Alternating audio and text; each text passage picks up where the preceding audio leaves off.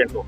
अच्छा, क्या कुछ घटना हुई है उसके बारे में करी जाए? घटना ये हुई है, हमारे ब्लॉक में 2-3 दिन पहले एक सेक्स रैकेट पकड़ा गया था।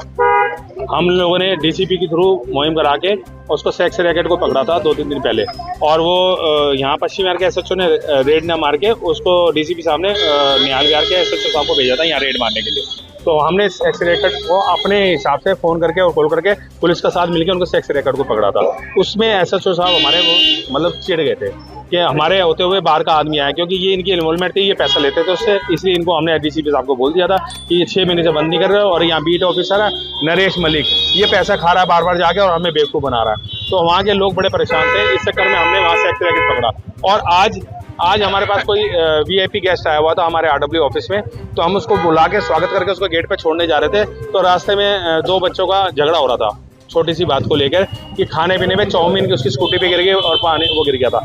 इस चक्कर में वो वहाँ पर थोड़ी सी बैसाबासी हो रही थी बच्चों की, और हम लोग जो वीआईपी आता उसको गेट से बाहर छोड़ने जा रहे थे। इतने में हमारे चेयरमैन है अरुण पटनी जी, वो वहाँ चले गए। मैंने कहा आप देख लो, मैं जरा इनको बाहर तक छोड़ने जा रहा हूँ। वो वहाँ चले गए, बच्चों को समझाया कि आप बात के लिए लड़ रहे हो, छोटी सी बात है, स्कूटी साफ करनी मैं कर देता हूँ, अपनी कमीज से साफ कर देता हूँ, ये क्या बच्चों को मतलब बच्चों के तरीके से समझाया और बात खत्म कर दी। फिर उसके बाद जो है एक लड़का जो उसमें से था वो बदतमीजी बोलने लगा और बोलने लगा तो मैं जानते नहीं है मेरे को, मैं जानता नहीं। वो कह रहा किसको जानता है, क्या जानता है? कह रहा मैं क्विक गैस है उसकी एजेंसी का मालिक हूँ और निहाल बिहार से हूँ। तो उसने कहा ठीक है, तो उसको बुला ले, किससे बात करा दे। इसने अपने बाप से बात कराई। बाप से बात करने के बाद उसका बाप थोड़ा सा मतलब बदतमीज सा हुआ फोन पे, तो आवाज़ साहब से क्लियर नहीं आ रही, तो वो कह रहा मैं आ ही रहा हूँ। वो आया और आते ही ने गाली गलौज और बदतमीजी वगैरह सब शुरू होगी। वहाँ पे भीड़ सी इकट्ठी होगी और बदतमीजी हो गई। बदतमीजी होने के बाद वो चौड़ा हो गया, और चौड़ा होने के बाद जैसे ही आमने सामने हुआ है और मैं वहाँ पहुँचा था, मैं वहाँ था, मैं छुड़ा रहा था, बात को खत्म कर रहा था। इतने में उसने अपने यहाँ से पिस्टल निकाली। उसने सोचा कि पिस्टल देख के डर जाएंगे, उसने पिस्टल दिखा के उसके पेट पे गोली चलाने लगा। जैसे ही पेट पे गोली चलाने लगा अरुण पटनी के, वो तो अरुण पटनी ने एकदम धक्का मारा, वो नीचे की तरफ गोली चली, और गोली चलने पे एक बच्चा खड़ा था 14 साल का साथ में, उसकी टांग में जाके गोली लगी है। उसकी हालत खराब है। दोनों टांगों पे उसकी एक टांग पे गोली लगी है, एक पे छर्रा गया है, और वो पुलिस कह रही है उसको कुछ नहीं है, वो तो खरोंच लगी है, कुछ नहीं है। जबकि हम बालाजी एक्शन हॉस्पिटल में जमा है, वहाँ पर हमने 40,000 रुपये जमा करा दिए, उसका इलाज नहीं हो रहा और उसको इसलिए 40,000 जमा करा दिया। अब उसका डॉक्टर का फोन आया वहाँ से कि उसकी हालत ज़्यादा सीरियस है, इसका ऑपरेशन होगा दोनों टांगों का सुबह, आप इसके लिए 1 लाख रुपये जमा कराओ। अब हम उसके 1 लाख रुपये जमा कराए हैं उसके। मतलब ये कहा जा सकता है कि जिस बच्चे को गोली लगी है, हाँ जी, उसका आपकी जो आपस में जो बच्चे की लड़ाई चल रही थी उसमें कोई लेना देना उस बच्चों का कोई लेना देना नहीं। वो तो बच्चा एक सामने दुकान पे काम करता है, झाड़ू पोछा और थोड़ा सा सामान देने उधर जाता है। वो छोटा सा 14 साल का लड़का। अच्छा, जो गोली मारने वाला था इसका नाम क्या? जो गोली मारने वाला वो शिवराज था। वो अपने आप को किक गैस एजेंसी का मालिक बता रहा था। वो है नहीं, वो गोडाउन इंचार्ज है सिर्फ गोडाउन। वो दो आए थे और आगे उसने गोली निकाली और गोली मारने लगा, तो उसको गोली नीचे चल गई। उसके बाद हमने उसको पकड़ा रखा। उसके बेटे ने बोला पापा सारों को मार दो। वो हमारे सबको मारने लगा था गोली। फिर हमने उसकी बंदूक को पकड़े रखा और उसके बाद छीना छपटी करते रहे। बंदूक में उसकी गाड़ी पूरी लोडेड थी उसकी, और हम उसको पकड़ी रखे और छीना छपटी चलती रही। और छीना छपटी में उसकी रस्सी से बंधी हुई थी गन, वो हम छुड़ा नहीं पा रहे थे, वो रस्सी से खींच नहीं पा रही थी। तो हमने सामने नाई की दुकान से बोला कैंची तो। नाई ने सोचा कैंची इसलिए मार रहे हैं किसी के पेट में मार देंगे, नाई ने कैंची देने में देर कर दी।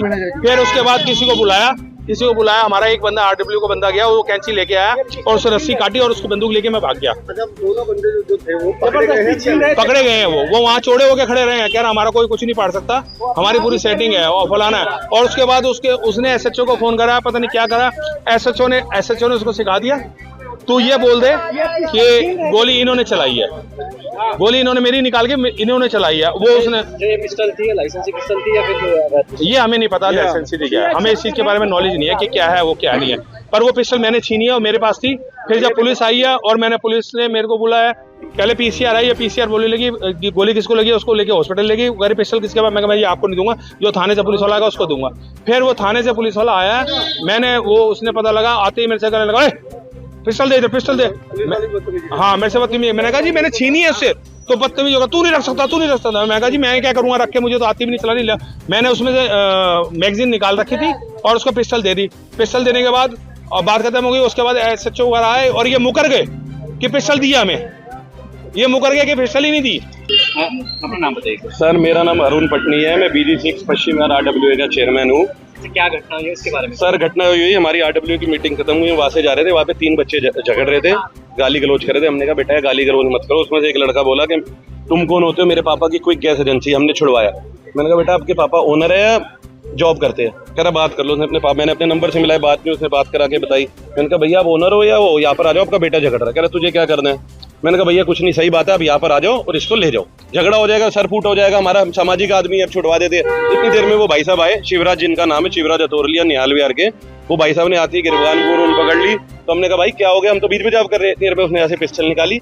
उसने कहा अभी तुझे बताता हूँ कि क्या कैसे गोली मारते हैं। तो सबने बोला गोली निकल गई, गोली। उन्होंने कहा मैं बताता हूँ कैसे मारते हैं। एक तो बंदा होता है डराने के लिए कि हवा में फायर मार दो। उसने कहा मैं बताता हूँ। 3 बार बोला कैसे गोली मारो। उसने मेरा पिस्टल लगाई, उसने गोली जैसी फायर मारी। वो तो भगवान का शुक्र है कि मैंने हल्का सा हाथ नीचे कर दिया, वो गोली नीचे लग के चली। इतनी देर में पब्लिक भी इधर उधर हो गई, गोली से चल गई। इतनी देर में क्या हुआ, उसको प्रधान जी ने, हम सब ने पकड़ लिया, उसकी पिस्टल पकड़ ली। इतनी देर में उसका लड़का आया कि पापा सारी मैगजीन खाली कर दो, इन पे सारी मैगजीन खाली कर दो, सारी गोलियां चला दो। हमने पिस्टल पकड़ रखी थी, उसने रस्सी से बांध रखी थी। यहाँ पे रस्सी काटने के लिए कैंची मंगा रहे थे, सामने सलून नाई की शॉप थी। इतनी देर में उसके लड़के ने पिस्टल छीन के गोली का फायर मारा। एक लड़का, वो वहीं पर काम करता है लड़का हमारे बीजीसी के ब्लॉक में, वो लड़का बालाजी में एडमिट है। अभी डॉक्टर से पता लगा है एक पैर में उसके गोली और एक पैर में छर्रे लगे। तो उसकी हालत अभी तो पैर में लगे है, 14, 15, 16 साल का लड़का है, उसकी तो हालत इन्होंने जिंदगी खराब कर दी, पैर में गोली लगी है। उसके बाद वहाँ पे हमने 100 नंबर पे कॉल की, एक पीसीआर जा रही थी, वो वैसे ही रुक गई भीड़ देख के, वो उस लड़के को ले गई। हमारे 4 बंदे वहाँ पर गए। उसके बाद मौका वारदात पे सारा स्टाफ आ गया, एसएचओ साहब आए। जब एसएचओ साहब आए तो ऐसे आए कि जैसे मुझे लगा कोई हिंदी पिक्चर का डॉन आ जाता है, साउथ इंडियन मूवी का।